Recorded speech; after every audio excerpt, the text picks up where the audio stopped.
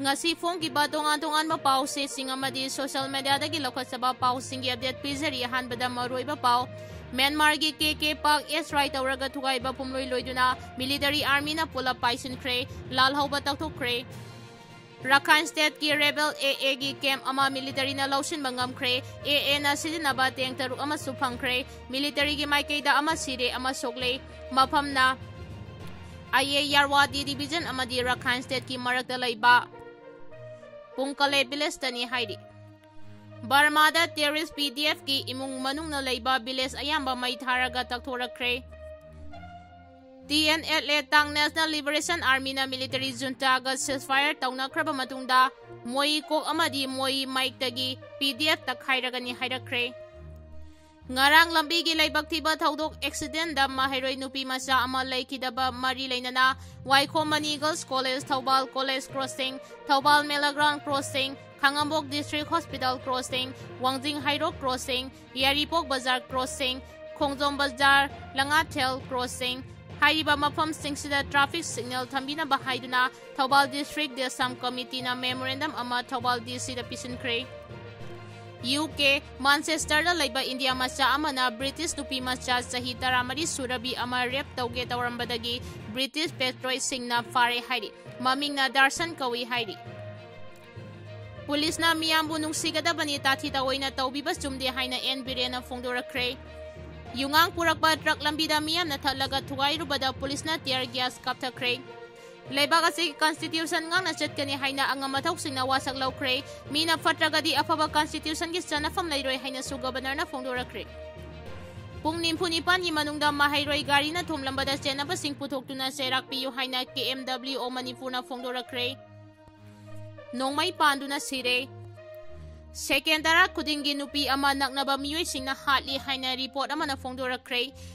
Bosengi chairman ki tam loidringaida marama matapida na lauthokiba do chanaba yaroi haiduna mahairoi luptarung na phongdorakre hauji pau sandongna pizari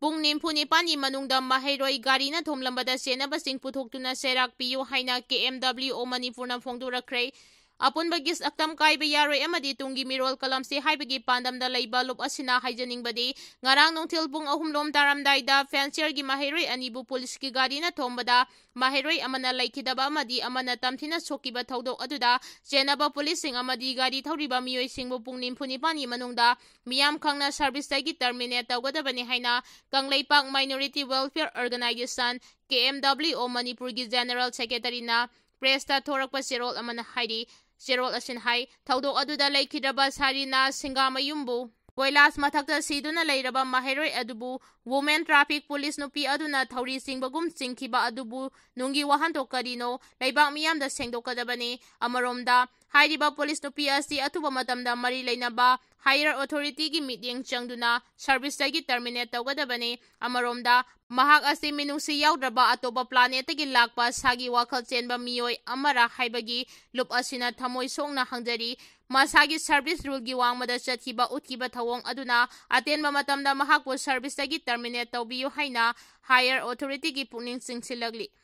second tara khudingi nupi ama naknaba miyoi singna hatli haina report amana phongdorakre Malemda second tara khudingi nupi ama naknaba miyoi singna hatpagi thaudok thokli haina United Nations ki report amana phongdorakre United Nations Office on Drug and Crime amasung UN Women ki report na hai kumda lising ani kunmari da nupi lising yangkai naknaba natragana imung manunggi miyoi singna hatpagi thaudok thokli malem gi oina nupi hatpagi thaudok chada hompuromda haliba miyoi adu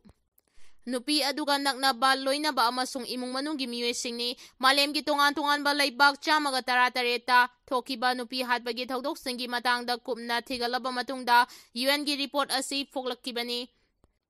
Chahi khudingi malengi mafam ama natraga amada nupi hatbagi thaudok lising kayamarum thokli nupi singi damaktadi khwaidagi khudong thiningai oiba mafam haibasi masagi mayumna oibagum tawri haina study gi report na phongdoragli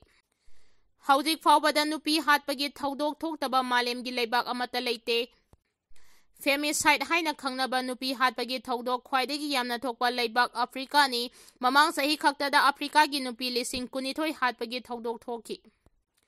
Mamang sahi khaktada malemgi oina masagi sahi 15 helaba nupi chada 13 rom sexual violence mayoknaki nupigi mayokta crime chatharamliba miyoi ayamba nupi aduga yamna toina loinaba miyoi ngaktani WHO gi Department of Sexual Reproductive Material Child and Adolescent Health and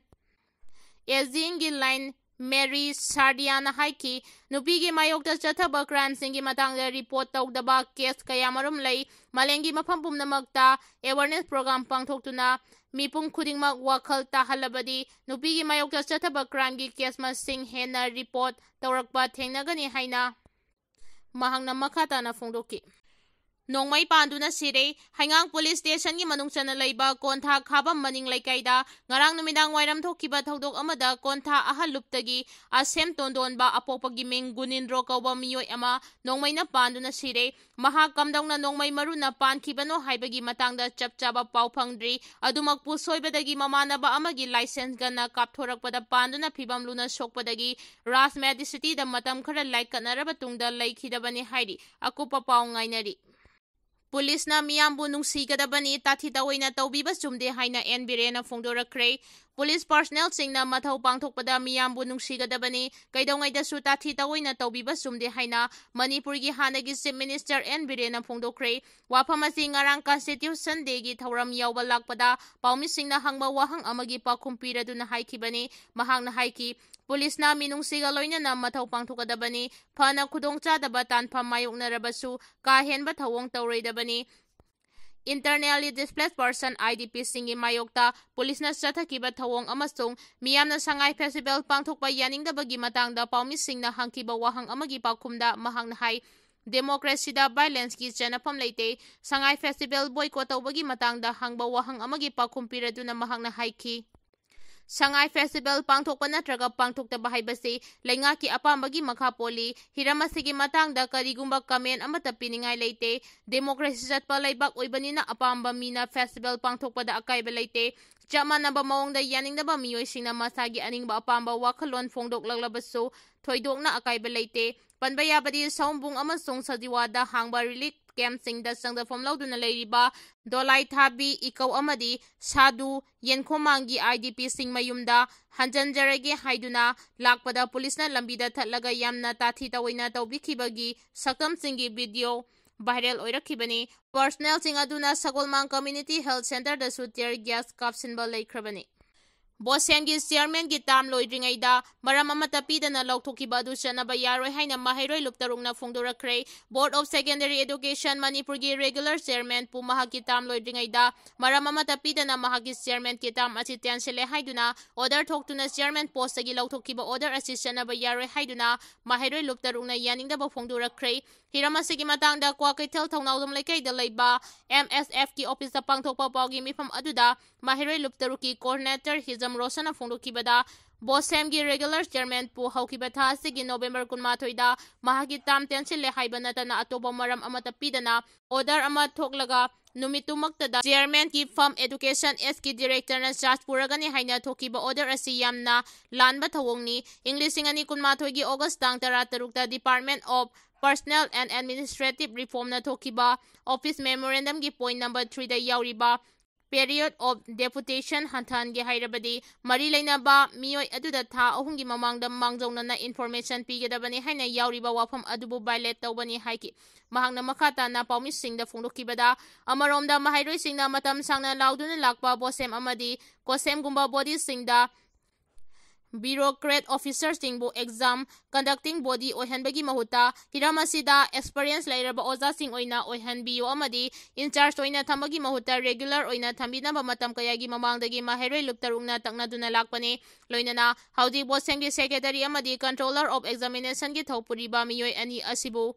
in charge ngangta oibana makhoigi mahuta regular appointment tobinaba haijaduna lakibani adubu ngasi fawba lengangna tasinadana leithokli haiki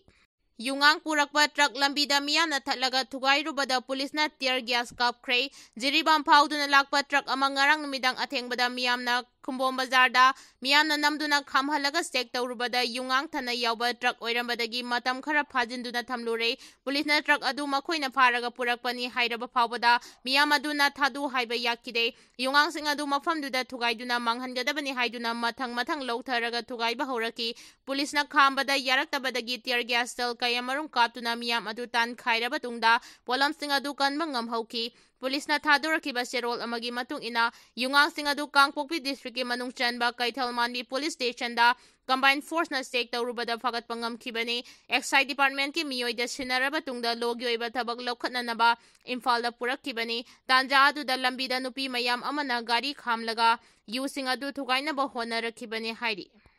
Laibak asigi constitution ngang naset kani hainam angam athaw kaya na wasalaw kray mina fatragadi afaba constitution gis janafam lairoi haina governor na phongdokre Laibak ki atay atoba mafam singda pangthokpagum Manipur da su hamara sangbidan hamara swabiman haiba timda Humputara mga suba Constitution Day gi thauram pangthokre Imphal gi konung mamangda laiba Manipur State Film Department Society MSFDF ki auditorium da pangthokpa thauramda Governor yauna state asigi angam mathaw singna Constitution ngangna chetkani haibagi apunba wasak lawminaki thauram aduda Rajya Sabha gi MP Ningthaulai Sema Sana Zawba hanagi si Minister N Biren MLS Singh, Chief Secretary Dr. Punit Kumar Goyal amasong masing yamlaba Mahiroi Singh Sarugyaki, Tauramaduda Wangang Laduna Manipur Governor Ajay Kumar Bahala na Haiki, Kumdali Singh Amaga Chama Pan Nimpuma Pangi November Kuntarukta, Constitution Assembly na India gi Constitution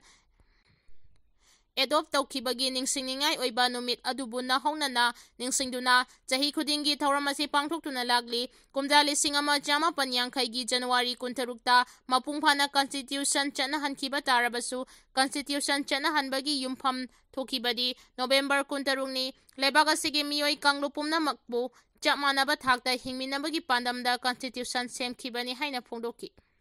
Loinana, Kumdali Singamaga Nimpu Taruki, December da Constitution Assembly ki ahanba mifamda tengna kiba kudong chadaba sing na hongna naning singladuna mahang na haiki. Colonial rule da gining tamba fanglaki badang ngay Indiana tungan bakang lukaya, kundaba laibak asida, Constitution amma chana hanaba honabada kudong chadaba kaya marumayong naki, Drafting Committee ki Chairman Dr. B.R. Ambedkar gi mideng shanba thoksil na maram oiraka mapung phaba constitution ama sembang ngam kibani haina su phongdoki